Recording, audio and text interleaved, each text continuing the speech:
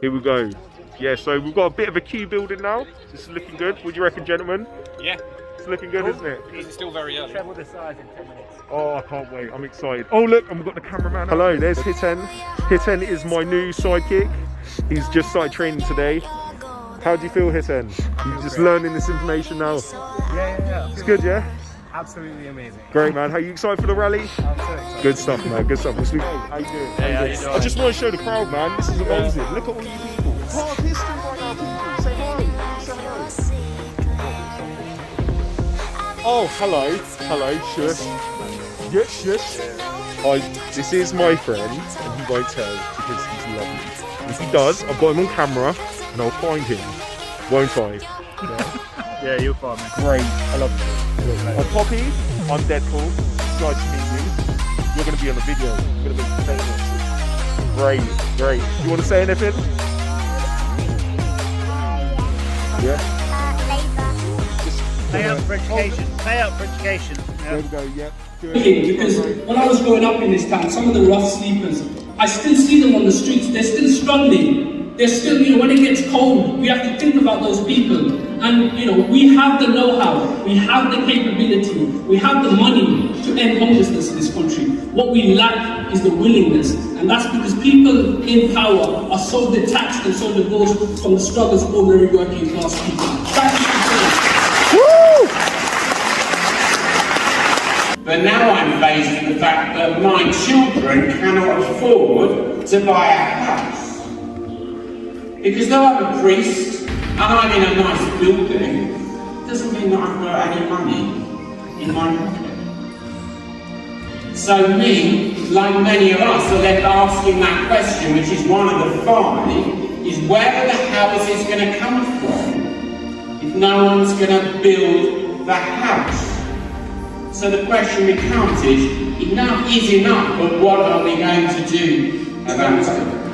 So tomorrow, when you get up in the morning, I want you to all look in the mirror and say, I am worthy, I am strong, together we've got this, and enough is enough. Yes! This is one of the poorest towns in the country. I don't have the latest figures, but I know that around half of our children are growing up in poverty. We're living in uncomfortable, cloudy homes. And it's a pattern that's replicated up and down the country. Almost half of the total Muslim population in the United Kingdom live in 10% of the most deprived areas of the country. It's our common humanity. But in situations like that, and situations like this, have us stand together. Can I be religious?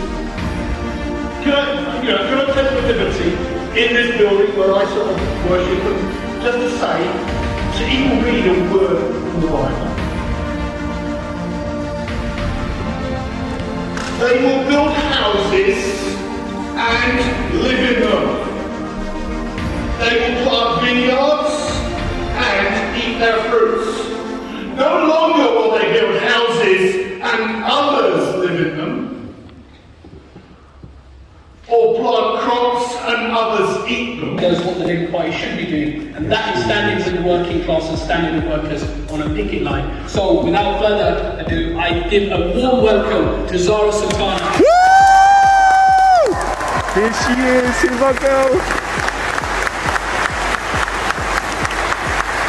Hi everyone, good evening. My name is Zara Sultana. I'm the Labour Member of Parliament for Coventry South, and I'm so proud to be in this absolutely stunning church with you tonight in Luton. I'm told that Luton is famous for its chicken shops, so truly. This afternoon, Taj gave me and Eddie a tour of the town. I actually have family members here, but I've only ever been here for weddings, so I never really got to enjoy the town and see some of its landmarks. So we went to a beautiful Palestinian restaurant for lunch, and then we visited a local gurdwara and a mosque.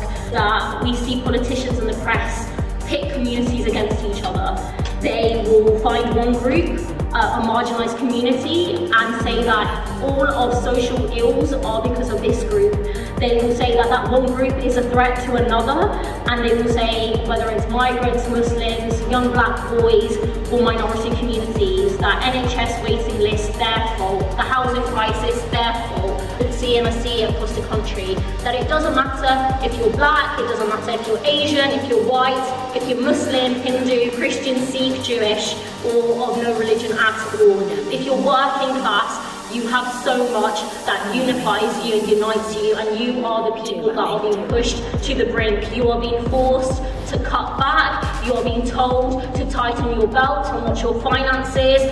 While the rich get richer, the politicians get away with it. And we are the 6th largest economy in the world. There is enough wealth here for people to not have to make those difficult, devastating choices.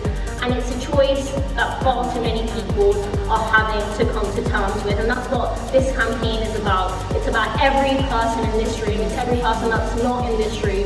It's about workplaces across the country. It's about churches, synagogues, gurdwaras, mosques coming together and saying that we're not having any more of this. Enough is enough, and we demand real action and change. Come on.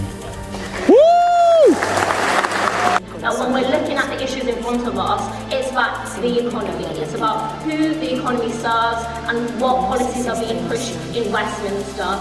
It's a crisis because the wealthiest 1% in this country hoard all the wealth. They don't generate the wealth, they don't make the wealth, they don't work hard for the wealth. They steal it through exploitation and not giving workers the wages that they deserve. So it's a choice.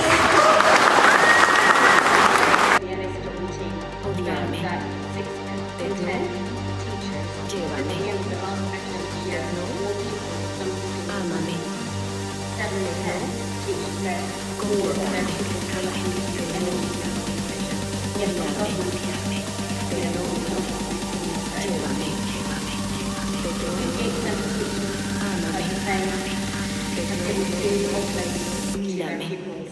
15% of teachers have lent or given money to pupils. 74% of teachers have seen this actually happen.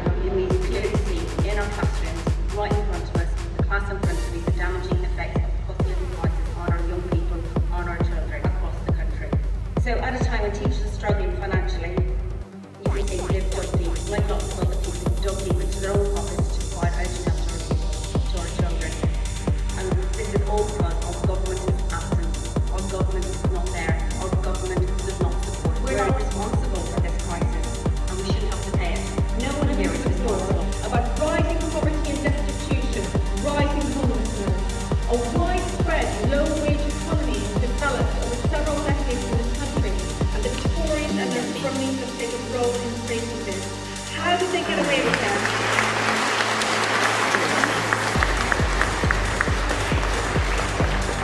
How did they get away with it? They got away with it because there was no mass coordinated fight back to any of it. And all that assault is being waged on working people, and in order to carry it through, they intend to put further obstacles against the fight back. We already have the most repressive anti-trade union laws in the Western world, but that's not enough for them. They want to make strike action and even peaceful protest all but completely illegal. We cannot and we must not allow this to happen. If we don't stand up and oppose these people, we may find out sooner rather than later we will not have much left to stand up for at all. Woo! We've got no loyalty to people in this country.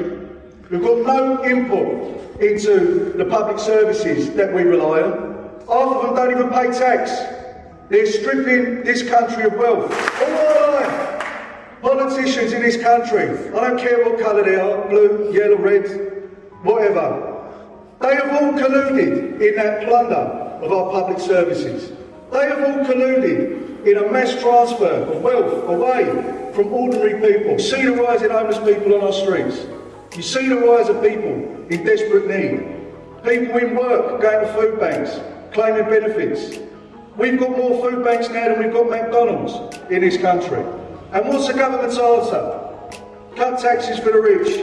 Look after the bankers who smashed our economy up and nearly brought the world economy to a stand in 2008. And give the workers a kicking if they dare to stand up. Well, let me tell you this. Members of my trade union in the RMT, who worked through this pandemic and watched the millions and millions and millions being taken out of our industry, a lot of it your money, taxpayers funding that, they watched those millions leave and go to tax havens.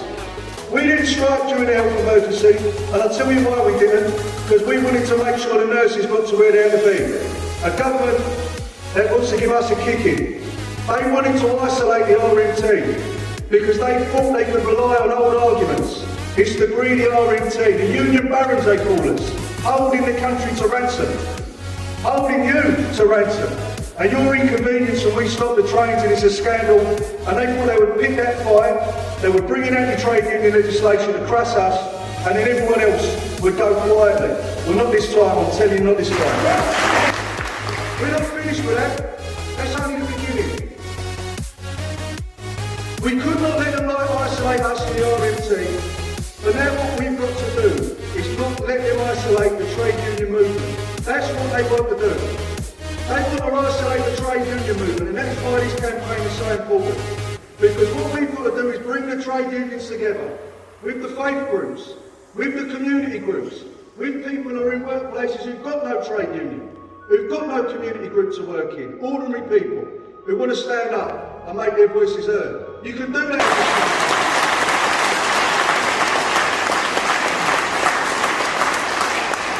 And we've heard for year after year after year, the market says this is what wages have got to be. The market says this is how prices have got to be. You've got to spend 3, 4, 5 months of your take-home pay on your energy bills and another 3 or 4 on rent, because that's what the market says.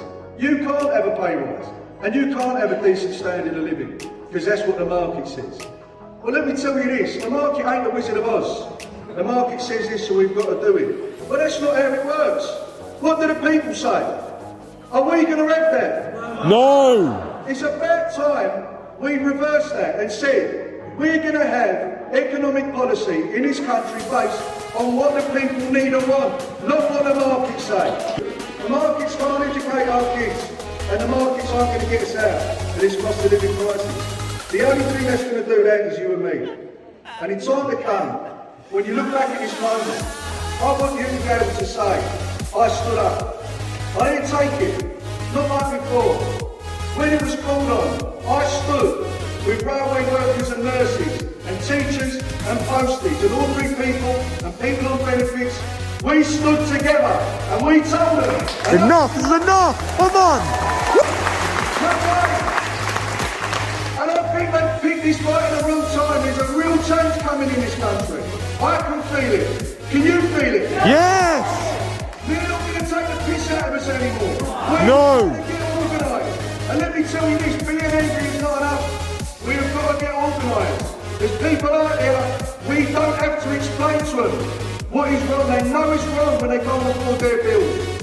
People know it's wrong if you're working 40, 50, 60 hours. You can't feed your kids, you've got to go to a food bank. You don't need a degree to understand that that's wrong.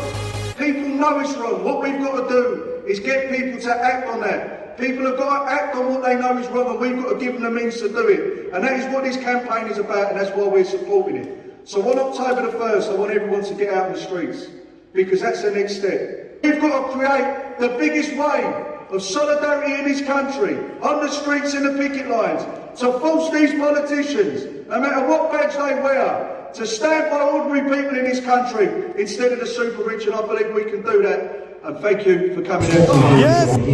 And each of you, thank you so much, you signed up for this. We've got your email. It's up to only we the people united, can never be defeated if there's enough of us. So can I just say, one love everybody.